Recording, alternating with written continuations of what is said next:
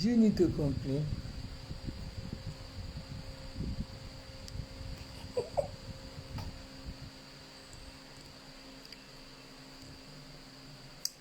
You don't need to complain.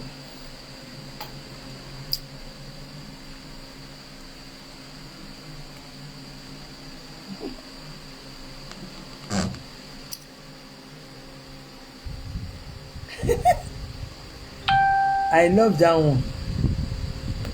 Mo like yẹn.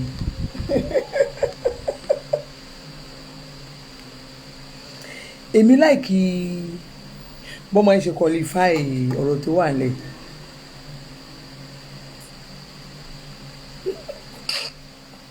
Ẹyẹ èèyàn. Ọmọ burúkú lọmọ tó ń pè ní ronú yẹn. Rínú.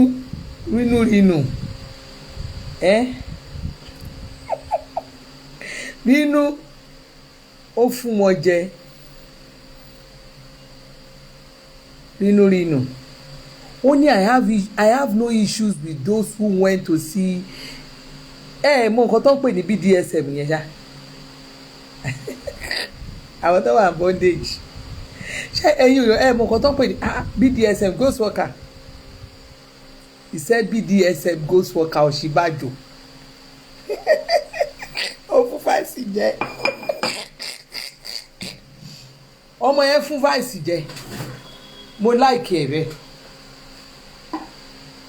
Èmi láì bọ́ ọmọ yẹn ṣe fún fáìsì jẹ. Ó fún vice president Federal Republic of Nigeria ó fún wọn jẹ.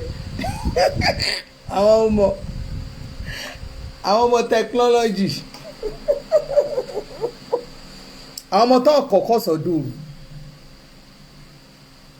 Ó ṣe yẹ kó rí nìyẹn. Inú mi dùn gan. I'm so delighted. Mo like ẹ̀ bó ṣe rí bó ṣe láàgùn nìyẹn. Kò yẹ kó má máa rí bẹ́ẹ̀.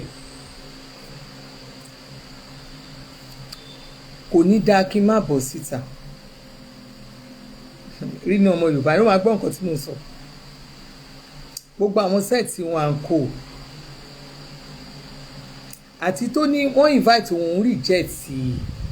invitation wọn. Wọ́n lè gbé mi lọ sẹ́niwẹ̀ àbí tẹ̀sí máa ń bù mí I don't bloody me. Wáyé ìgbà kan ni mi ìran yín iṣẹ́. Àrùn anybody mi ìran yín iṣẹ́. Torí gbogbo alamọ bó ṣe ń lọ. Gbogbo nǹkan tó wà lọ́dà blogging láyé. Kò sí blogger tí ò ní one or two interest lórí nǹkan kan. So a mọ bí gbogbo ẹ̀ ṣe ń lọ. Tó bá ti jọ̀rọ̀ Nàìjíríà a máa sọ ni ẹnu la máa fi sọ ni ìdí la máa fi jókòó. Even all the celebrities gbogbo wọn náà ní interest, gbogbo wọn náà ní ìdúró, gbogbo wọn náà ń wo, gbogbo wọn náà ń wá connection. But Vice àwọn ò lè ṣe ká má sọ̀rọ̀ a máa bọ́ sàká sọ̀rọ̀. Kò wá yẹ kí n èmi ò wá láti wá ní ilé ẹmọ ẹnu wa ò gbà láti sọ pé ẹ ṣe nǹkan tí ò dáa. Bọ́ níbi tẹ́ ẹ ṣe léyìí sí ò dáa. Ó kù díẹ̀ káàtó.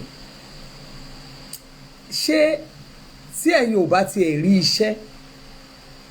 tí àwọn kan ṣe tó fi ń defend Nàìjíríà tí wọ́n fi ń defend ìlú yìí àwọn ọmọlẹ́yìn yín máa rí,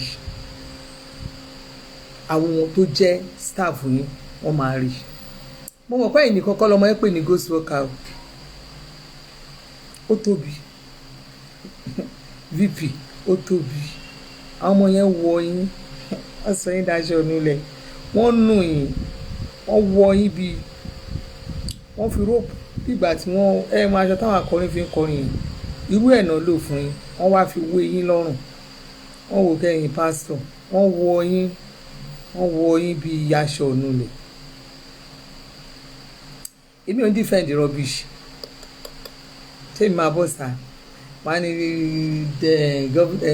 vice wa ọ̀ ẹ̀ ṣe kìíní èmi ò ń defend irú nǹkan bẹ́ẹ̀ ni.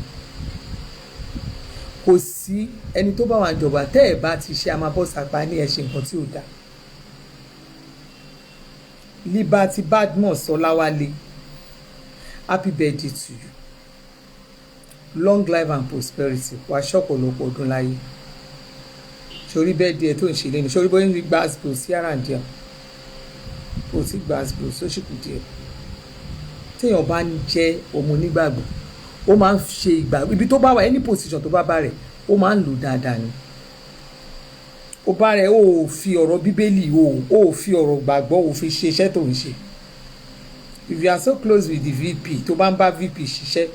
does that mean pé ojú ń dùn ẹ́ o ríran o rí nǹkan tó ń ṣẹlẹ̀ ní orí social media? Ó wà lórí Facebook náà.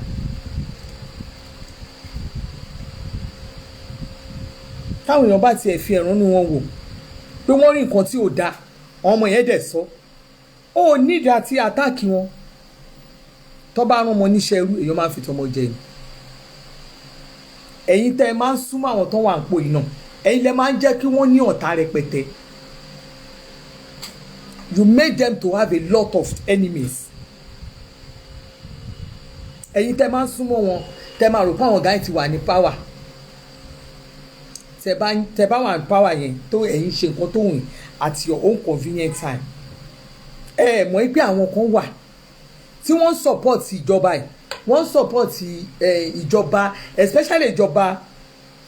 tó jẹ́ pé ọ̀gá ẹ̀ wà bẹ́ẹ̀ tó jẹ́ ẹgẹ́ VP Nàìjíríà yìí. Tó bá wó ó jọ máa wó lùwà àtọ̀gẹ́ ẹ̀ ni. Bí Nàìjíríà bá wó a ní pé ní ìgbà ayé yín and who was the vice president of Nigeria. Tó bá dárúkọ Buhari wọ́n á dárúkọ ọ̀gá ẹ̀ ìwọ náà tún wà á dárúkọ vice. Ẹ wá wà bẹ́ẹ̀ nìyẹn tí wọn bá tiẹ̀ sọ fún ẹ you are a friend to àwọn ọmọ Occupy Lagos progressive yìí. Ìgbà tí àwọn ọmọ yẹn tí wọ́n ń lọ sí Lekki tí wọ́n lọ grant interview defend Lagos tán lọ defend Lagos òṣèlú mélòó ló dìde tó fún ọmọ ẹ lówó èèyàn mélòó ló dìde tó support àwọn ọmọ yẹn they are just doing their own. Ìwọ wà l'Abuja ìjọ tó ti wà l'Abuja ẹ̀mí ló wá sílé ìwọ Liberty ẹ̀mí ló wá sílé ní constituency yìí gangan èèyàn mélòó ló ṣoríire látàrí. Àwọn ọmọ wa ń complain àwọn èèyàn wá sọ̀rọ̀ àwọn ọmọ ẹ̀ máa fowó ara wọn data wọ́n fowó ara wọn wọ́n fi ń promote ìjọba ni. Ṣé ọmọ bá ọmọ ẹ̀ ṣe dé Lẹ́kì ṣóṣèlú kan ọmọ bá ṣe dé Lẹ́kì lẹ́yìn ìgbà táwọn ọmọ ẹ̀ lọ sí Lẹ́kì wọ́n dé láti lẹ́yìn ìgbà tí oríṣiríṣi èpè Punch gbé kíní yẹn náà ẹ lọ wo live kẹ́ ẹ lọ wo èpè oríṣiríṣi tí wọ́n fi ọmọ Àlàbí Ọpẹ́yẹmí yẹn ṣẹ́. Bàbá ò gbà kò tí ì bò náà kò dẹ́ ń ṣe PA fún olóṣèlú kan ọmọ yẹn ń ṣe tiẹ̀ ni. If something of this irú nǹkan tó ṣẹlẹ̀ tó wá ṣẹlẹ̀ kí ló ọmọ yẹn tẹ́lẹ̀tẹ́lẹ̀ mo tẹ̀ kọ́kọ́ overlook gbogbo nǹkan tó ṣẹlẹ̀ mí ti ẹ̀ ṣé kò yẹ yín mo wá ń worí gbogbo àwọn comment káàkiri comment section ìwọ lè máa lọ máa attack àwọn ọmọ yẹn gbogbo ọmọ yẹn ló ń lọ attack káàkiri. Táwọn èèyàn bá wá ṣé gbogbo àwọn tó wá sí ibì kan tó ń lọ káàkiri ṣé gbọ́n náà rí iye tó ń bá rí náà máa sọ. Tó bá jẹ́ àwọn group yẹn tó bá yẹ kó wọn ọ lọ sọ́dọ̀ Àtìkú àbọ̀ lọ síbòmí nobody will talk. But seeing them with vice president of Nigeria wọ́n máa sọ̀rọ̀ torí wọ́n sọ ní ẹ̀ ṣe wọ́n ti bí àwọn progressive kan wọ́n wá Saso Rock àwọn kan ò gbọ́ ẹ̀yin mẹ́rin lẹ́ẹ̀ lọ Saso Rock ẹ̀yin tẹ́ ẹ̀ rí sáíkù ara yín náà lẹ́ẹ̀ lọ Saso Rock tẹ́ bá táwọn tí ò bá jẹ nǹkan kan tí wọ́n ò rí nǹkan kan jẹ lẹ́ni ní orí platform mi mo gbé èèyàn kan ṣẹ́ èpè tinútinú lẹ́ni torí mo fún ní èpè yẹn jẹ pé àdàbí tẹ́yìn bá gba wọn náà lọ́wọ́ òṣèlú kan rí. Ṣé ara ò kí ṣe yín tẹ́ bá rí àwọn èèyàn tó ń ṣiṣẹ́ fún Nàìjíríà tí wọ́n ń defend ìlú yìí tí wọ́n ń fún ní èpè ńláńlá tí wọ́n ń attack meanwhile ẹ̀yin tẹ́ ń jẹ́wọ́ ẹ máa bẹ síbì kan tí wàhálà bá tún wá ṣẹlẹ̀ táwọn ènìyàn tún wá ń fẹ̀ ẹ̀hónú wọn ẹ̀yin yẹn lẹ máa rò pé bóyá wọ́n yájú sáwọn ọ̀gá yín wọ́n attack wọn. Ọba bọ́sà kọ́kà pẹ̀ wọ́n pé VP you have done well ó mọ nǹkan tó fi ọ̀gá ẹ̀ wé ni ó mọ nǹkan tó fi VP wé vice president of Nigeria. Ṣé o lè káyé ìgbà tí àwọn ọmọ tó ń attack kan tó ń bú gbogbo ọmọ group tó ń bú ṣé o lè sọ iye ìgbà àwọn ọmọ ẹ̀ o lè sọ iye ìgbà tí àwọn ọmọ ẹ̀ tí wọ́n ti tó jẹ́ pé àwọn ẹnu ọmọ ẹ̀ náà starboy ọmọ ẹ̀ ló dálẹ̀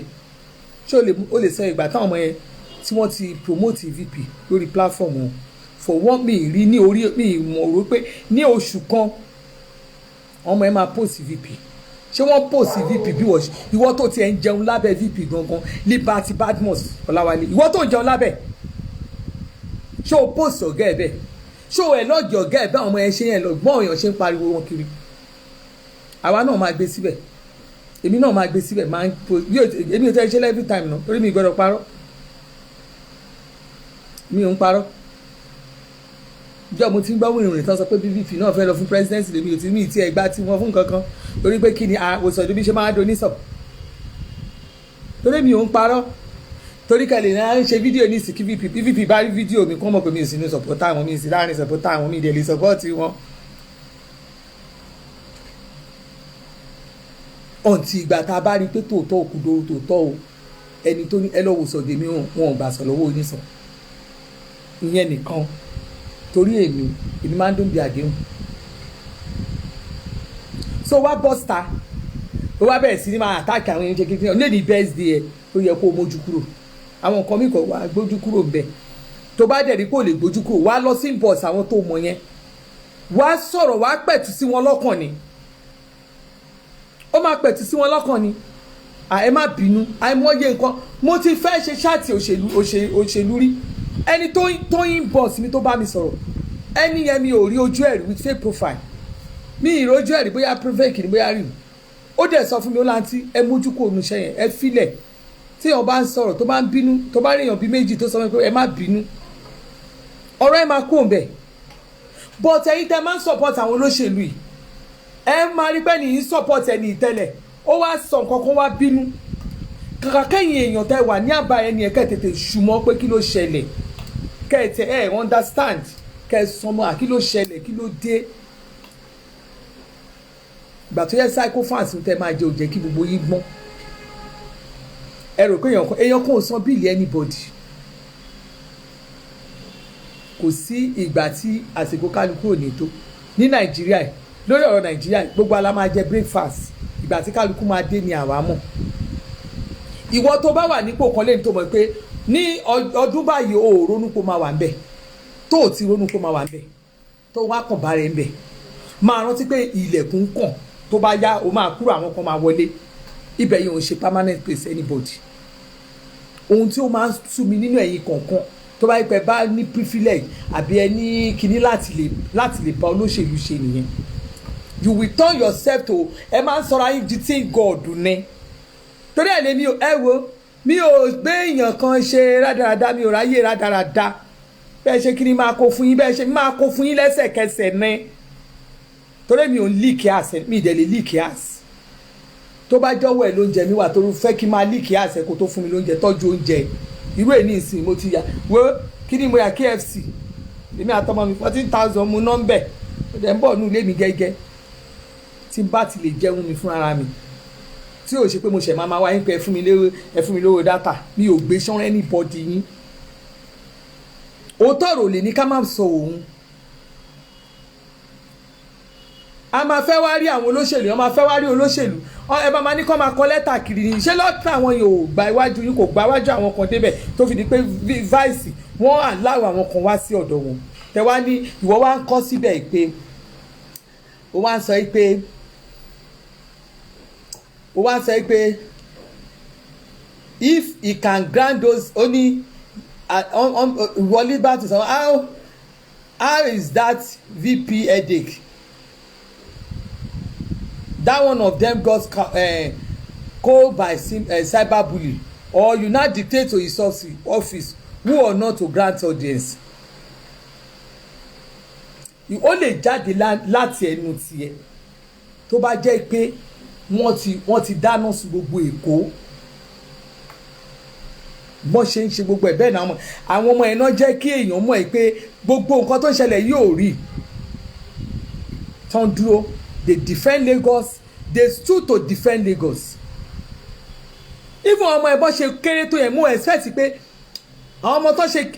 group kíni defend Lagos yẹn mo expect pé governor Lagos state gan yẹ kó invite wọn pé ẹ̀yin ọmọ yìí even in the house ó yẹ kó applaud àwọn ọmọ yẹn pé you have done a very good job abẹ́ ẹ̀mọ́ ní sẹ́rù pé olóṣèlú ló ń fún ọmọ ẹ̀ lówó I still remember nígbà tó fẹ́ lọ sí kí náà ti ń pe Ìkòyí èmi tí mo send ó sàn ọmọ yẹn nìyẹn pé ẹ lọ àwọn ọmọ yẹn náà wọ́n zù fún ara wọn ni abẹ́rù pé olóṣèlú kan ló ń sponsor wọn little thing náà ọmọ yẹn ń ṣe fúnra ara wọn underground á bọ́ sórí Facebook báyìí àwọn èèyàn tó ń like Nàìjíríà ẹni máa fún 10,000 5,000 ó yá ẹ lọ you want to do something àwọn individual tó ń sí ní àpò tó ń gbàpò tí ìjọba àwọn ni wọ́n support àwọn ọmọ group Occupy Progressive yẹn àwọn ló ń support wọn ìjọ ìlàṣẹ bẹ̀rẹ̀ sí àwọn olóṣèlú bíi méjì kan tó ọmọ yẹn tó bá jẹ́ pé àwọn tó ń mọ̀ gan olóṣèlú tó ọmọ yẹn tó bá yẹ kó ń support ọmọ yẹn á tún ti go wọ́n á tún ti lọ jù báyìí lọ. ìwọ tó wá jẹ́ pé kínní ó wá bẹ̀rẹ̀ sí sọ̀rọ̀ mọ nǹkan tó ju àwọn èèyàn rí ni ìwọ Liberty tó bá gba kọ́tà èpè tí àwọn fámìlì tèmi ń gbà àbí tèmi ń gbà pé mo tiẹ̀ ń support ìjọba yìí lásán tó o bá gbà ó máa já wẹ́wẹ́ ni mi ti mú ìròkó lè ṣe ó lè bọ́ sára celebrate birthday wàá ti sákò lórí because kí ló fà tẹ́mùsọ̀ fi òfin wọn fi ló lo social media ni pé wọ́n believe pé èpè pọ̀ wọ́n máa ń ṣépè fáwọn èèyàn jù ṣebí torí ẹ̀ ló jẹ́ pé ìmí tẹ́ bá ti wà ní kí náà ti ń pè tẹ́ ti wà ní tẹ́ ti gbàpò tí ìjọba reason tó fi jẹ́ pé most people kí wọ́n fẹ́ most people wọ́n fẹ́ associate wọ́n ní wá sórí Facebook wọ́n ní lò mọ́ because wọ́n ti mọ̀ pé àwọn èèyàn máa ṣépè fún wọn ìwọ lè stand ẹ̀ tẹ́mi ṣì wà lórí Facebook dubai o lè stand ẹ̀ èpè táwọn èèyàn ń gbé family mi ṣe lásán ọmọ yẹn àwọn ọmọ yẹn bọ́n ṣe wà yẹn ọmọ group yẹn ọmọ yẹn ń ṣe tí wọ́n ní ọmọ kéékèèké and you see them they are very very young orí ọ̀fẹ́ lórí gbà náà in fact tí bá tẹ̀ rí Christian tí bá tẹ̀ ṣe ní àwọn ọmọ elédè àwọn ẹlẹ́sìn mi mo lè rò pé bóyá bọ́n ṣe kọ́ wọn nú ẹ̀sìn wọn nìyẹn but by the time tí n bá rí Christian tó wà ní ipò tí ò bá wà ń bu pẹ̀lú ipò ibi tó bá gbé wà àwọn èèyàn ń bínú instead of you to go to their inbox nǹkan tí mo rí tí wà tó ń ṣe pẹ̀lú Àlàbí Ọpẹ́yẹmí ọmọ yẹn ò deserve ẹ̀ gbogbo ẹ̀yin tẹ́lẹ̀ pé nǹkan ẹ̀pẹ̀rẹ̀ ayín ní nǹkan tẹ́ ń jẹun lọ́dà ìjọba tẹ́ wà mídíà tẹ́ ń jẹun tí gbogbo yín jẹun lábẹ́ ṣé Àlàbí Ọpẹ́yẹmí ó jẹun lábẹ́ yín torí ẹ̀ sọ pé ó kọ́ síbẹ̀ pé ṣèbáwọn kan ti wá rí VP wọ́n wá rí VP ní mi ò rí Sunday Adéníran at least bá àbá rójú àwọn kan táwọn kan ń bojú àwọn tá a ṣàròjú wọn ó yẹ kán gbé síta ó yẹ kí Sunday yẹn gbé síta kí wọ́n lọ kí VP ṣe bọ́ ọmọ Yorùbá ni wọ́n ó yẹ ká ti rírú àwọn òsì Mohammed káwọn yẹn gbé síta ọmọ Yorùbá ni wọ́n nà àbó òrí wọn ó rí àwọn ọmọ tó lè gbé síta tó jọ ọmọ tó ń ṣe progressive tó lè gbé síta ká máa ti tó máa post pé a lọ rí VP lẹ́nu báwa ṣe defend VP tó ní lórí social media bí wọ́n ṣe wà mórí friend mi ni wọ́n wà Liberty ò sí lórí friend mi ni o rí bá a ṣe ń defend bá a ṣe máa ń defend ìjọba tá a máa ń defend o rí àwọn èpè tó máa ń ṣe ń bẹ̀ yẹn so you can come out and fight pé ìwọ ló máa ọ̀nà máa dictate ẹ̀ tó mọ wá sọ́fíìsì ní àwọn tó fẹ́ bọ́ọ̀nù lù èmi ò bẹ́ wí gbogbo yín àsìkò yín máa tó second term lẹ́yìn second term ṣé third term wà kò sí third term toro boss ta ní ìsìn òun defend the nonsense òun defend irọ́ ìgbà covid kí ló ti Abuja tó wà yẹn àwọn mẹ́rin ló jẹun lábẹ́ Liberty tó o bá gbé gbogbo nǹkan tó o ti ṣe fún àwọn èèyàn tó o bá gbé síta èmi àti ẹ máa kú máa bẹ dọ́gba lórí social media ìwọ kan tí mo tẹ̀ wá mọ̀ tó o tiẹ̀ lè bọ́sà o lè máa defend rubbish tí o bá fi gbé nǹkan tí o ṣe síta tí mo mọ̀ tó ti ṣe sáwọn èèyàn látijọ́ tó ti ń bá VP jẹun kiri tẹ́ ti ń jẹun kiri lásòrò kìyẹn bóyá ń ìgbà covid lásán kan tó bá ṣe fún àwọn èèyàn jẹ́ kí n rí ìgbọ́dọ̀ má rí tó o bá ti rí rárá ìtọ́gẹ́ ẹ bá ṣe ṣáàgbéṣẹ́ tẹ́yìn náà ṣe síta ni problem yín kí ni problem yín àjọjọ òdùn bẹ́ẹ̀ ọkọ̀ ò bá nínà àìmọye àwọn tó ṣiṣẹ́ fún ìjọba tó wà bẹ́ẹ̀ tó jẹ́ pé most people believe pé wọ́n jẹun lọ́wọ́ lábẹ́ ìjọba ni láì dẹ̀ gba dáì lọ́wọ́ ìjọba kan rí ẹni tó gbé pèpò tinútinú ẹni tí mo ṣépè fún láàárọ̀ ẹ̀ lórí platform mi tinútinú mo fi ṣẹ́ fún pé àfi tí n bá gba one naira lọ́wọ́ òṣèlú kan rí láàrin yín ó lè pé yẹn ò ní jẹ́ nìyẹn ṣùgbọ́n tí n bá fi tó bá pé mi ò gbà mo sọ fún máa ráre kú ni ayé ẹ̀ máa rí jálajàla tó ló sọ pé àbátáwà ń sọ́pọ́ọ̀tì nàìjíríà ìjọba rẹ̀ àbátáwà ń sọ́pọ́ọ̀tì ìjọba yìí rèé èmi délé nì inú mi sì ń dùn mo lọ sí KFC ṣòròkó easy ni mo lọ ná 14,000 torí mo fẹ́ pẹ́pẹ́ online mo bọ́ sí online pé inú mi ti ẹ̀dùn pé wọ́n rí election ṣe kí ni tèmi tán bá rẹ̀ election ṣe kí ni tèmi tán bá da gbogbo ẹ̀rù má dàrú máa mú pálí mi máa kó nàìjíríà ni kí ni tèmi kí ni tàwa kan afa ìgbàpò tìbò a máa jà kiri lórí social media lórí platform a máa jà kiri ni a máa jà kiri ni a máa jà kiri ni a máa defend yín kiri ni lórí platform ẹ̀yin wèrè kan máa torí pẹ̀lú opportunity gọ́vnà kan fún yín lówó àwọn bóyá VP fún yín lówó bóyá wà lásọ̀rọ̀ kì direct ẹ̀yin wèrè kọ́kọ́ máa wá jókòó ẹ máa ṣe bí ìgbà tó jẹ́ pé ẹ ju bẹ́ẹ̀ ṣe wà lọ ẹ̀yin ò mọ̀ pé àwọn tẹ ẹ̀yin fúnra yín lẹ́yìn sí géètì problem fún àwọn tẹ̀ ń bá ṣiṣẹ́ ṣé VP pa àwọn èèyàn kan rí tó lọ sọ pé àwọn progressive kan náà wá sọ́dọ̀ VP ẹ̀rọ náà kan nìkan wọ́n wá sọ́dọ̀ VP VP píṣọ̀ tó bá lọ ẹ gbé wọn síta náà ẹ gbé wọn síta orí platform kan lé ní tí wọ́n dárúkọ àwọn kan tọ́nà ń gbowó kiri wọ́n gbowó kiri èèyàn ẹ wo ẹni bá ti gborúkọ owó lọ́wọ́ mi tó forúkọ mi gbowó rí nínú ìjọba tá a wà yìí ó máa kú jálajàla ní ó máa kú ayé ẹ̀ máa bàjẹ́ jálajàla tó bá ṣiṣẹ́ gbogbo iṣẹ́ tó fi ayé ẹ̀ ṣe báyìí ó máa bàjẹ́ lójú ẹ̀ tẹ́ bá ti fi orúkọ tèmi gbowó rí ni mo sọ o torí mi ò gbó lọ́wọ́ ìjọba yín rí o mi gbó lọ́wọ́ ìjọba APC rí mi gbó lọ́wọ́ olóṣèlú kan rí mi gbó lọ́wọ́ gómìnà kan rí mi gbó lọ́wọ́ sínétọ̀ kan rí chairman local government sọ tó fún mi lówó báyìí 50,000 naira chairman Agége local government wọ́n rí mi mo dẹ̀ bọ́ sórí social media chairman Agége gan fún mi lówó 50,000 ni mo lè sọ chairman Agége fún mi 50,000 láyé tí mo lè ní mo gbà lọ́wọ́ olóṣèlú ìwà máa wá dé ẹ máa sọ̀rọ̀ èèyàn àwọn kan máa bínú mo expect pé tẹ bá lè lómi tó bá post kankan tẹ bá rí nǹkan tó wà unusual you go ẹ lọ sí boss ẹni yẹn ẹ bá sọ̀rọ̀ torí ẹ̀ mo ṣe ètò àwa Yorùbá mo yé ti Yorùbá gan sycophants pọ̀ láàrin wa a wà straight forward rárá ìkà ló pọ̀ láàrin wa torí pé ti wà ń bì kan ẹ̀yin tí ẹ̀kan tí ń ti balẹ̀ táwọn èèyàn bá wá sọ̀rọ̀ wọn ò lè sọ̀rọ̀ síta you want everybody to be silent táwọn ọ̀gá bá ṣe nǹkan tó dáa kán ní ọ ṣe yìí tó ò bá dáa kán dákẹ́ síbẹ̀ ẹ fẹ́ kán máa ṣe leader àwọn tó tẹ́gà wọn náà nìyẹn náà ẹ̀rí bọ́ ṣe rubbish wọn it's good orúkọ tó fi qualify kìíní tó fi mọ nǹkan tó ń pè ní BDSS ní mọ nǹkan tó ń pè bẹ́ẹ̀ ni ẹ̀yin tẹ́ bá ń wo movie dáadáa ẹ̀yin tẹ́ bá mọ àwọn tó jẹ́ pé àwọn ghost sex kìíní yẹn tó máa mú wọn tó máa sun wọn lọ́wọ́ sun wọn lẹ́sẹ̀ tó máa sun wọn lọ́wọ́ sun wọn lẹ́sẹ̀ tó máa bá wọn ní fọ́n papọ̀ wọ́n ṣe qualify ọ̀gá yín nìyẹn náà BDSM bí ọmọ rínú yẹn ṣe qualify nìyẹn BDSM ghost worker Ọ̀ṣínbàjò look at that ẹni bọ́n ṣe qualify yín ó wá jẹ́ ìtìjú fáwọn kọ̀ọ̀kan ó ń bí àwọn èèyàn kúnú pé kán tún wò wọ́n tún ṣe invite àwọn kan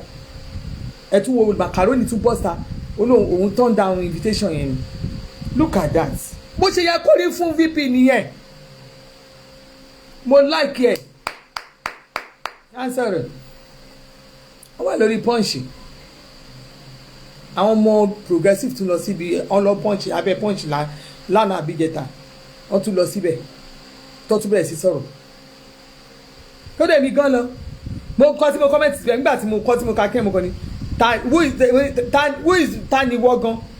bí mo yẹ kọ́ síbẹ̀ nìyẹn pé macaroni ta ni wọ́ mo tún kọ́ síbẹ̀ pẹ́nu ẹ̀ bọ̀lìbọ̀lì mo kọ́ síbẹ̀ pé ta ni wọ́n wà lórí punch àwọn èèyàn bú mi dáadáa mọ́kàn ẹ má tẹ̀ náà àwọn tó máa bú mi àwọn ìsìn kìnnì kan ìsìn sọ kìnnì kan ọ́ bú mi bẹ́ẹ̀ mi kú jẹ́ bẹ́ẹ̀ yìí tí máa dá lóhùn mo dá lóhùn yìí tí ìdání dá lóhùn mo fi lẹ̀ àwọn ọmọ progressive tún lọ bẹ̀ wọ́n tún lọ defend Ọ̀ṣínbàjò o lè débẹ̀ tó o bá débẹ̀ gbogbo àwọn ọmọ tó ń bú tó ń sọ̀rọ̀ sí wàá lọ rí kọ́mẹ̀ntì wọn bẹ̀ tó ń defend Ọ̀ṣínbàjò o rí yẹn because o débẹ̀ ẹ rí yẹn ẹ̀yin ò rí ibi táwọn èèyàn ti ń jà lórí àwọn èèyàn yín bọ̀ tó bá wá sọ ọkàn wọn síta tẹ́yìn wọ fúnra rẹ̀ kó o put ara into their shoes tó bá sọ mind wọn síta ẹ̀ wá mọ́ wá sọ̀rọ̀ kéèyàn ní ìjọ tó ti ṣiṣẹ́ ẹ pé Sunday Adéníran kí lorúkọ Òsì Mohammed K-Gold àwọn èèyàn pọ̀ gbogbo àwọn èèyàn tẹ́ lè pé wà ń bẹ̀ àwọn ọmọ yẹn máa defend Ṣẹ́gun ọmọ yẹn máa defend ọmọ máa defend ìjọba yìí pẹ̀lẹ́ mi náà a lot of máa defend ìjọba yìí èmi ò lè sọ̀rọ̀ fún ayé kò tọ́ torí mi ìrojú ẹ̀ bóyá ó wá sọ́dọ̀ yìí bóyá kò wá mi ìrojú ẹni tí mi mojú ẹ̀ ṣé mo fẹ́ ló wà bí àbí òsì ń bẹ̀ àwọn tí mo mojú wọn tí mo rójú wọn ẹ gbójú wọn síta náà àwọn tó wá sọ́dọ̀ wọn ti wá sọ́dọ̀ wọn rí náà ṣebí VP ti pè wọn ẹ̀yin ò mọ̀ pé kọ́ invite wọn ẹ̀gàn kan is another privilege tọ́ bá fẹ́ rí wọn gan ṣe máa jẹ́ kán rí wọn ni àwọn àìmọye ẹlòmíì tó yẹ pé orúkọ ẹ̀ báyìí ṣe lẹ́ ń yọ orúkọ àwọn èèyàn bíi jìgá ẹni tẹ́ bá ti yéètì ẹ máa yọ orúkọ wọn dànù bíi jìgá ni ẹ máa yọ orúkọ àwọn èèyàn dànù bíi jìgá ni wọ́n bá ní kinní kan presidency ẹ máa yọ orúkọ àwọn èèyàn dànù bíi jìgá ni ó wà nípò lẹ́nìí ni ọlọ́run fún ẹ lálàáfíà ni ẹ̀yin tẹ́ ń ṣe gbogbo iṣẹ́ yẹn ọlọ́run máa yọ orúkọ yín dànù bẹ́ẹ̀ bá ṣiṣẹ́ ẹ̀ ní jèrè ẹ̀ torí tẹ́ bá rẹ́ni tó ń ṣiṣẹ́ tẹ́ dẹ̀ mọ̀ pé ní ṣiṣẹ́ tẹ́ wá ń rí tẹ́ ń fi ìlara tẹ́ fi ń yọṣẹ́ wọn dànù ẹni ilé ìkẹ́ tẹ́ ń yọṣẹ́ wọn dànù wọ́n máa yọ orúkọ yín kò nú ayé wọn ayọ́ kò lọ́run bẹ́ẹ̀ ṣe máa kúrò nìyẹn lẹ́yọ kọ̀ọ̀kan ẹlòmíì àṣiṣẹ́ báyìí kò ní jèrè ẹ̀ láàrin yín go and write it down tẹ́lẹ̀ a lè dákẹ́ ká máa wò òòṣà kan ti wọ àárín yín gbogbo ẹ̀yin tẹ́ ń ṣiṣẹ́ bí ẹ̀yin tẹ́ wà lókè tẹ́ ń lọ sásòrò tẹ́ ń lọ tẹ́ ń bọ̀ tẹ́ ń lọ sásòrò tẹ́ ń lọ tẹ́ ń bọ̀ tẹ́ ẹ rò yí pé ẹ̀yin nìkan àwọn kan ń ṣiṣẹ́ ẹ̀yin fẹ́ máa jèrè wọn lásán ẹ wo tó bá tó àti jèrè gbogbo yín ẹ̀ ní jèrè àwọn òbí yín ò ní jèrè yín ẹ yọ kọ̀ọ̀kan lẹ́ máa yọ dànù torí àwọn kan ṣiṣẹ́ ẹ jẹ́ kán jèrè kàkà kán jèrè èpèlè ẹ jẹ́ kán máa gbèpè ẹ̀yin kan wá kú ẹ̀yin gbá ìsìn ẹ̀gbá gbogbo ẹ̀jẹ̀ sára ẹ̀rọ pẹ̀ wà nínú ọlọ́run fún yín lórí ọ̀fẹ́ gbogbo ẹ̀yin tẹ́ wà ní ibikíbí ní ìjọba Nàìjíríà tí àwọn kan tó jẹ́ pé àwọn náà ń gba ìpè tó yẹ kẹ́ ẹ gbà mọ́ra tẹ́yìn gbowó tọkàn yín balẹ̀ gbogbo yín pátápátá bí ọlọ́run bí ilẹ̀kùn ọjọ́ èní bó ṣe ṣú dẹ̀dẹ̀ tó dàbí pé ọjọ́ bí ilẹ̀kùn ọjọ́ èní ṣe ṣú dẹ̀dẹ̀ òun yín máa wọ̀ bọ́lẹ̀ lójijì àfi tẹ́ ẹ bá fún àwọn tó ń ṣiṣẹ́ wọn àfi tẹ́ ẹ bá fún wọn lẹ́tọ̀ọ́ wọn there are some people that are suffering for you táwọn èèyàn ń fún wọn ní èpè àtinú gidi gan ẹ mọ orí èpè téèyàn forí gbà ni àwọn kan ń ṣiṣẹ́ ẹ̀yin kan ẹ̀rọ pẹ̀lú kan máa daṣẹ́ àwọn kan nù wọ́n á kọ orúkọ wọn ẹ yọ orúkọ wọn kúrò wọ́n á kọ orúkọ wọn ẹ yọ orúkọ wọn kúrò bọ́n ṣe ẹ wo bẹ́ẹ̀ ẹ máa yọ ẹsẹ̀ yín ó máa yọ dànù nílùú yìí ni ó máa yọ ẹsẹ̀ yín òjijì ẹ máa kúrò nílùú yìí ẹsẹ̀ yín ẹ máa yọ lójijì ó máa uproot yín lójijì àdàbí tó bá jẹ́ pé ẹ fi òtítọ́ ọ̀rọ̀ ṣe tẹ́ bá fi òtítọ́ ọ̀nù ṣe kò sí tó máa ṣe yín bọ̀ tẹ́ bá fi òtítọ́ ọ̀nù ṣe ó máa uproot yín lójijì gbogbo ẹ̀yin tẹ́ máa sọ pé káwọn èèyàn ṣiṣẹ́ kán ṣiṣẹ́ dànù kẹ́yìn kan kẹ́yìn lọ máa gba èrè wọn wọ́n máa uproot yín lójijì èmi bá yín tara bọ̀ mo tẹ̀sẹ̀ bọ́ gan pẹ̀lú yín ṣe ní ìkànnì ọ̀dájú ló pọ̀ láàrin yín àwọn kan á ṣiṣẹ́ ẹ wá lọ gbé àwọn tí ò ṣiṣẹ́, you will bring them over àwọn tó ṣiṣẹ́, àwọn tí ò ṣiṣẹ́ yẹn wọ́n máa feel important ẹ bọ́n ṣe ń disgrace VP. bẹ́ẹ̀ yóò bá ti ṣe dáadáa bó ṣe máa ń rí nìyẹn. bí Fẹ́mi Adésínà náà ṣe gbé jáde lọ́dún kan nìyẹn, àwọn obìnrin kan women that love Buhari, women that can't do without Buhari, women can, ó ti tán ọ̀hún tọ́ ọ. gbogbo àwọn tó ń lọ fún Buhari tọkàntọkàn wọn ò lò wọ́n, gbogbo àwọn tó lọ fún Buhari tọkàntọkàn ju ẹ mú gbogbo wọn báyìí ẹ kọ́ tí wọn, you call the love. yàtọ̀ sí èmi báyìí tó jẹ́ pé nobody èmi ìtorí nǹkan pọ́ èmi lọ pọ́ bàbá yẹn ẹ bá bù mí jù bẹ́ẹ̀ lọ mú kàn láìkí ẹ̀ ni. àwọn tó ń love natural love yẹn their name kò appear ń bẹ̀, but àwọn tó jẹ́ pé wọ́n ń gbowó ìjọba tó wà nípò ìjọba àwọn yẹn náà ń ṣe ìfẹ́ ojú náà fẹ́ wọn lójú lẹ́ẹ̀nì nǹkan sìn ṣébi ò sọ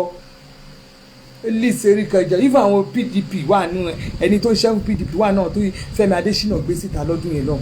mo bọ́ síta mo sọ̀rọ̀ ṣe bí gbogbo yẹn bọ́ síta yẹn lọkùn lábẹ́lẹ̀ wúmà yẹn ẹnu ẹ̀ gbọ́rọ̀ ẹnu tèmi máa gbọ́rọ̀ ṣé mo jẹ lábẹ́ yín ni ẹ bá yọ orúkọ mi àná máa yọ orúkọ yín dànù lẹ́yọ kankan máa yọ orúkọ yín tó bá dìgbà tá a fẹ́ jèrè báyìí bí kẹ́lòmíì kọ́lé báyìí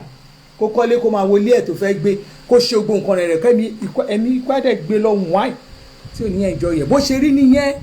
bẹ́ẹ̀ ṣe bó ṣe máa ṣẹlẹ̀ sí nìyẹn torí àwọn kan ṣiṣẹ́ ẹ̀jẹ̀ kan jèrè ẹgbèrè ẹlẹ́rè ẹgbàmọ́ tì yín ẹ jẹ́ káyọ̀ tára bọ̀ náà gbó wọlé àdúrà to everybody this time around ẹni bá ní kí n má jèrè Nàìjíríà ó ní wọn ò ní jèrè kò ní jèrè ẹni bá ní èpè ní káwa máa fi sanra kán máa fi èpè dá wa lára yá òní káwa máa gbèrè pé kó máa jẹun kó máa jẹṣẹ́ ọwọ́ wa lòún fẹ́ máa jẹ bẹ́ẹ̀ ṣe wà yẹn irọ́ lẹ́pẹ́ máa kọ́lé lẹ̀ ní gbé ẹ ra mọ́tò ẹ̀yìn kọ́lé máa wọ̀ ẹ̀ ní wá àfi tẹ́ bá fáwọn èèyàn ní ẹ̀tọ́ tó yẹ kán fún wọn ẹ̀yin kan á gbowó àwọn ẹnìkan ẹ̀ kó mọ́ra ẹ rò pé ẹ̀ ń ṣayé ẹ̀yin lẹ wà lókè ẹ̀yin náà mọ̀ ìkọ̀ọ̀kan lọ́mọ wọn yọ ẹ máa yọ dànù ni àfi tẹ́ bá fún àwọn èèyàn ní ẹ̀tọ́ tẹ́ bá àwọn èèyàn ń dààmú lásán àwọn èèyàn máa support wọ́n máa support èyí kan fẹ́ máa jẹ́jú wọn máyé ìwọ Liberty o lè bọ́sà o tẹ̀ lè sọ̀rọ̀ kó sọ̀rọ̀ ìgéèsì Alábí àwọn ọmọ yẹn bọ́n ṣe wà yẹn wọn ò rí èèyàn support sí wọn ẹ rí wọn bá nǹkan tó ti dé ó yá káwọn gúrùpù tẹ jáde kó àwọn gúrùpù ẹ jáde Alábí máa pa àwọn èèyàn láìpọ́ ọmọ ẹ máa fowó mọ́tò wá bá mi tó gbé wà ní ibikíbi tó bá wà everybody the love is there because wọ́n rí i pé he is doing it genuinely láì rí sọ́pọ́ọ̀tì olóṣèlú ìwọ rí sọ́pọ́ọ̀tì pẹ̀lú owó tó ń gba ẹni mìíràn ló ti dìde látàrí wá bọ́sítà o lè máa sọ̀rọ̀ wọ́n ń insult ẹni tó ń insult ó ṣe lọ bá wọn lórí kínní lọ bá wọn ọmọ Instagram lọ bá wọn fà ń bẹ̀ Alábí náà lè dímọ̀ orí ẹ ti bàjẹ́ ìwọ dúró àbí kí ló gbé sórí kínní mi ò ń ṣe nínú ti block mi ti delete comment ẹ̀ ìwọ tún lè wá. àwọn ẹ̀ náà lè dímọ̀ ìkọ́nu yín kó wá sórí platform mi máa dárúkọ ẹ̀ máa fún lépè jẹ tàbí kí n gbé fọ́tò family ẹ̀ síbẹ̀ pẹ́ bá mi fún lépè jẹ kó náà jẹ́ pè díẹ̀ kó mọ bọ́ẹ̀kẹ́ bó ṣe ń rí lára Liberty tó bá block mi ó dáràn tó bá ti block mi lórí platform mi ó dáràn tó bá fi block mi bá ó dáràn máa fún ẹ jẹ máa fún ẹ breakfast fún ẹ lunch máa fún ẹ dinner orí ibi tó ti lè rí mi mo ti ṣe mi ò ṣe ní kìíní o mi ò jẹ́ ṣe lórí fanpage irú àwọn ṣó báyìí bíbá máa ti ṣe fún ẹ máa fún ẹ jẹ ni okó rádaràdá kúrò gbogbo ẹni tó kún bẹ́ẹ̀ tó jẹ́ pé àwòdì jẹun ìpè sanra ní káwọn kan máa ṣiṣẹ́ kẹ́yìn máa gbowó orí ibùgbé egun tó léwèrè èpè la máa fi máa da yín lọ́lá òróró èpè wo máa fún yín jẹ ni torí lọ́wọ́ tí mo ti ẹ̀ wá yìí èyí tẹ́ ẹ ṣe tẹ́lẹ̀ yẹn mi ì ríran mi ì rí yín lọ́wọ́ ẹ̀ mo dúró ti anybody yín ni tí máa sọ orúkọ tèmi mo fẹ́ máa dá gbogbo ẹni tó ní kí n ṣe àṣedànù nílùú Nàìjíríà èpè ni máa fi wo gbogbo èpè o mo fẹ́ máa wẹ̀ tí ilé pè ìkòkan mi bó bá rò pé bóyá àwọn bàbá kan lè wà àwọn ní pásítọ̀ kan lè wà àbíyàn kan lè wà tó lè wẹ èpè kó lè wẹ́ torí èmi bẹ́ẹ̀ mi ṣàwé eyín ni lọ confam eyín méje ni mo gbé wáyé méje lèmi gbé wáyé kò dé eyín yóò kárí tó bá lè dúró gba èyí tó bá lè gba ìpè eyín kò dúró ẹ jẹ́ káyọ̀ tara bọ̀ ẹ lọ confam kókó rìdíìmù kókó ọmọ rìdíìmù kókó jọmọ kí náà ti pè máa fi èpè máa fi wẹ́ẹ̀tì gbogbo brain yẹn kó wo bó ṣe ń rí lára ta ni ò fẹ́ ṣoríire àwọn tó ń bú ìjọba tó ń ba nǹkan jẹ́ tó ń da nǹkan rú wọ́n gbé mi báyìí torí pé mo support ìjọba tí mo pariwo Sanwó-Olú o má jẹ́ kán ṣe kó kinní kan o February ẹ ti gbàgbé ni February 13 ẹ lọ wò on the 15 báyìí mo bára mi lórí Gistlover ni èpè tí mi ò rí láyé yìí òun náà fi ń wẹ̀ mí tìrantìran torí wọ́n fẹ́ ojú mi rí nǹkan ojú ọkọ mi rí nǹkan ẹ̀yin rírú ẹ̀ rí ìjọ kan náà blog èmi àti Loretta Onoṣe ẹ lọ wọrí Gistlover ìjọ kan náà wọ́n blog èmi àti Loretta Onoṣe ní February 14 kọ́mẹ̀ntì èpè tèmi ju ti Loretta lọ ìjọ tán blog ẹ lọ wo kọ́mẹ̀ntì tán fún Loretta was around 500 and something èmi ní 8 something ṣé ṣé Loretta ò gbowó Loretta Onoṣe ṣé kò gbowó nínú ìjọba Buhari ṣé mi gba 60 èpè tán fún èmi ní ọ̀dọ̀ Loretta lọ́dọ̀ Gistlover bí 800 over 800 Loretta bóyá kọ́mẹ̀ntì bẹ̀bí 400 and something èmi wọ́n tún ká ẹ̀ lè mọ báwọn èèyàn ṣe fún mi ghetto the same day ni kí ló dé àwọn kan á máa ṣe bí àwọn kan máa ẹ̀yìn kan wà bí kan ẹ̀ẹ́dẹ̀ rí kò ṣe pé bóyá ẹ̀ rí inferiority complex ló ń dà yín láàmú nígbà tí mo pé tọ́ bá fi lè pe àwọn tọ́ bá fi lè pe irú àwọn ènìyàn bẹ́ẹ̀ yẹn ọ̀nà lè dí fọ́ta yín kábọ̀sibọ̀sí ojú ọ̀run tẹ́yẹ fò láì farakanra ẹnu mi kò sẹ́ni tó máa ṣe ẹnu pẹlẹbẹ kò sẹ́ni tó lè gbà lọ́wọ́ mi Ọlọ́run Jésù kò sẹ́ni tó lè gbà ẹ̀ẹ́dẹ̀ lè fi kú kan pa mí lè fi kú pa mí nǹkan kò lè ṣe yín ṣe rí èmi máa sọ tèmi irú mi ò lè gbó mi ì lè gba appointment olóṣèlú torí mi bá gba appointment ẹ máa fi kọ́kọ́ rọ́ mi lẹ́nu mi nílé sọ̀rọ̀ kò ṣe ká ní appointment ni wọ́n wá pé bá tẹ̀ rí àwọn èèyàn tó ń ṣe dáadáa ẹ applaud wọn ẹ kí wọ́n níyìn ní kẹ́ni ṣe mí àwọn ọmọ èèyàn irú somebody like me màmá rí àwọn tó jẹ́ pé wọ́n ti fi hàn mi ṣépè wọ́n ṣépè fún mi tọmọtọmọ tẹbítẹbí màmá rí wọn ẹ máa gbé wọn over àwọn èèyàn ègé ẹni tó jẹ́ pé torí tí ganan ṣe ń ṣépè yẹn fún yàn ẹ wá máa ṣe ẹ wá ní kínú àwọn ènìyàn dùn ẹ ṣe jẹ́ káà náà kúkú join association àwọn elépè ká máa gbé ká máa fèpè brush gbogbo ara yín ibi tá a bá rí yín ká disgrace yín àwọn kan ti ń fún yín lórúkọ oríṣiríṣi náà bí kan pè ibi ìdánkù oríṣiríṣi orúkọ náà ti ń fún yín ìyẹn Vice Ọ̀ṣínbàjò oríṣiríṣi oṣù náà fún yín ìkànnì dánkù èèyàn kúkúrú bìlì sí yá orúkọ yín nìyẹn that's the name nígbà tá ẹ bá ń rọ́bìṣì àwọn èèyàn tó jẹ́ wọ́n forí lakú soríṣègbè tẹ́ ẹ̀ rọ́bìṣì wọn lójú àwọn tó jẹ́ pé àwọn yẹn wá náà jọmọ̀ àwọn yẹn ó tọ́ ni náà àwọn yẹn náà jọmọ̀ ọ̀rọ̀ wọn máa tètè yìí kán kúrò nínú kínní ẹ ti gbàgbé pé àwọn torí ẹ̀ ní bandit ṣe máa pọ̀ kiri nílùú torí ẹ̀ náà terrorist ṣe máa pọ̀ kiri nílùú torí wọ́n ti mọ̀ pé àwọn tó bá fèsì yín tí wọ́n sọ̀rọ̀ bí pẹ̀lú ìyẹn àwọn yẹn lẹ máa ń fà mọ́ra àwọn tó fẹ́ ṣe wèrè pẹ̀lú ìyẹn lẹ máa ń fà mọ́ra but àwọn tó ń pọ́n yín lé tó ń ṣe they are nobody to you káwọn èèyàn kú bẹ̀rẹ̀ sí ní kọ́ máa rubbish ká bẹ̀rẹ̀ sí rubbish everybody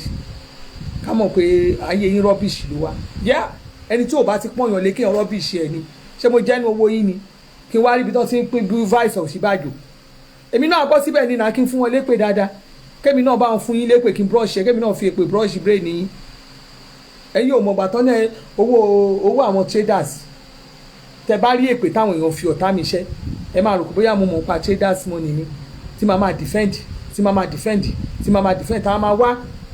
àwọn post káàkiri tá a fi ń defend yín lórí social media ṣe rò pé èèyàn ya wèrè ni ẹ̀yin nìkan lẹ mọ angelic life gbé oríṣiríṣi ọ̀rọ̀ àwọn èèyàn máa sọ̀rọ̀ against yín àdèmọ́ máa ṣe starboy kínní kan a máa pọ́n yín lé àwọn tó wá ń disgrace tó ń yẹ̀yẹ́ yín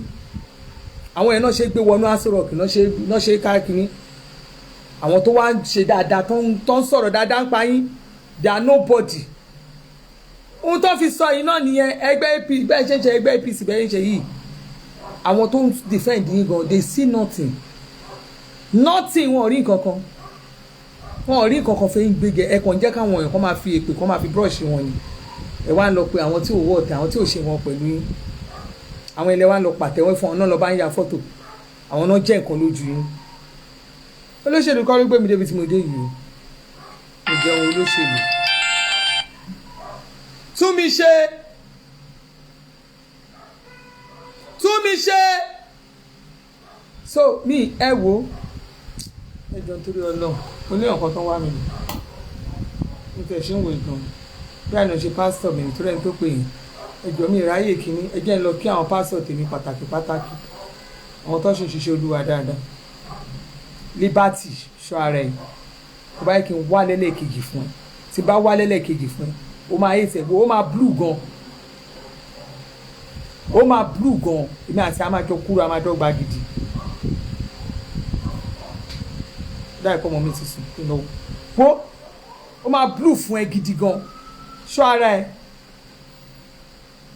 kó ṣe àwọn nǹkan tó bá yẹ kó ṣe lórí social media kó àwọn tó bá yẹ kó tó rí pé wọ́n ń bínú tó dẹ̀ mọ́ pé àwọn ènìyàn support ọ̀gá ẹ̀ tẹ́lẹ̀ talk to them in a matured way bí ọmọ tó wá láti onígbàgbọ́ náà tó wá máa ṣe bí ìgbà fẹ́ kókù síbì kan ta ni ẹ tó fẹ́ máa sọ̀rọ̀ sáwọn èèyàn ṣó wọ́n ló ra data fún wọn ni àbọ̀ gbó lọ́wọ́ gba location lọ́wọ́ ẹ̀ àbọ̀ gbó lọ́wọ́ yín rí nonsense ẹ wo occupy the progressive ẹ̀yọ́ ọmọ ẹ má bínú mo fọlọ́n bẹ̀ yín ṣóye yín ẹ seize everything mo fọlọ́n bẹ̀ ẹ má bínú mo fọlọ́n bẹ̀ yín lórúkọ Jésù ojú òní tí ẹ má jèrè ìlú yìí o ẹ má jèrè Nàìjíríà ẹ má bínú continue doing your good thing ṣe mọ̀ pé ìlú ilẹ̀ love Nàìjíríà lẹ̀ love you understand ẹ má ṣe tí yín Ọlọ́run á dẹ̀ pín yín lérè lágbára Ọlọ́run ẹ̀ ní ṣe lásán ẹ̀yin kàn rò pé ẹ̀ ń ṣe ni a máa rí àwọn ètò máa múre nu wọn tó máa ṣàánú yín tọ́ ọni tí ò bá kò sáànú yín lójú wọn ni kò sí ọwọ́ àti ràn wọ́n àti dìde láyé yín kò sí lọ́wọ́ wọn ni tọ́lọ́run bá fi sí wọn lọ́wọ́ láti gbé yín ga wọ́n á gbé yín ga just leave them for God let God ẹ jẹ́ kọ́ lọ́run ṣiṣẹ́ ọwọ́ ẹ̀ nǹkan tí máa ń sọ fún yín yẹn you understand nǹkan tí máa ń sọ fún yín yẹn ni pé ẹ jẹ́ kọ́ lọ́run ṣiṣẹ́ ọwọ́ ẹ̀ do what you know how to do best continue to defend your country continue to show love to the people that you know you want to show love to ẹ continue ṣẹ́yìn ẹ fi wọ́n sílẹ̀ ọlá kan máa dé gbogbo yẹn jọ máa wà everybody máa ríra wọn àìmọye àwọn tó ti wà ní post kan tẹ́lẹ̀ ta kan rí wọn they are nobody today because wọn ṣe dáadáa wo ẹ̀yin ọmọ yìí mo fọlọ́n bẹ̀ yín ẹ má bínú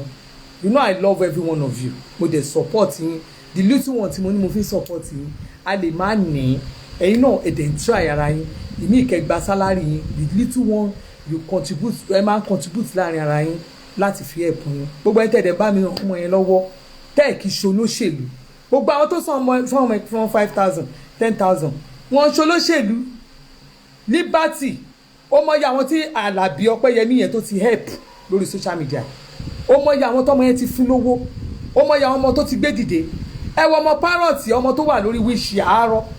Parrot àlọ́mọ yẹn tó ń sponsor èèyàn àwọn ọmọ tó jẹ́ pé you don't know táwọn èèyàn help wọn ẹ kó sí lọ́jọ́ wọ́n máa ṣe bí ìgbà tó ẹ pẹ́ jù bẹ́ẹ̀ lọ nonsense. ẹ má bínú èèyàn mọ̀ ojú òní tì yín ẹ má bínú I love you ẹ má bínú ṣó ti yé yín ẹ má bínú ẹ fọlọ́run bẹ̀ yín torí Ọlọ́run ẹ má bínú ẹ jọ ẹ seize everything nípa ọ̀rọ̀ VP yẹn ẹ gbàgbé ẹ gbójú ó ti yé yín ẹ gbójú ẹ fi bàbá yẹn sílẹ̀ wọ́n ti ṣe tiwọn ẹ má wọrí ẹ ṣáà fi wọ́n sílẹ̀ ẹ má insult anybody o kọ́ máa lẹ́ ń bú wọn àbẹ́ ẹ̀ ń bú yàn ṣó ti yé yín mi ní fẹ́ kọ́ lẹ́ ẹ̀ ń bú VP àbẹ́ ẹ̀ ń sọ̀rọ̀ against VP ẹ má sọ̀rọ̀ pa kíní yẹn mọ́ ẹ kàn ẹ ó ti yé yín ẹ gbójú ẹ erase ẹ jẹ́ kán ṣe tiwọn kọ́ lọ́n ṣe tiẹ̀ ẹ jẹ́ kọ́ lọ́n dìde ìrànlọ́wọ́ fúnra ara ẹ̀ you understand God bless you I love everybody gbogbo yín mo love yín o àǹtí mi Ọlábísí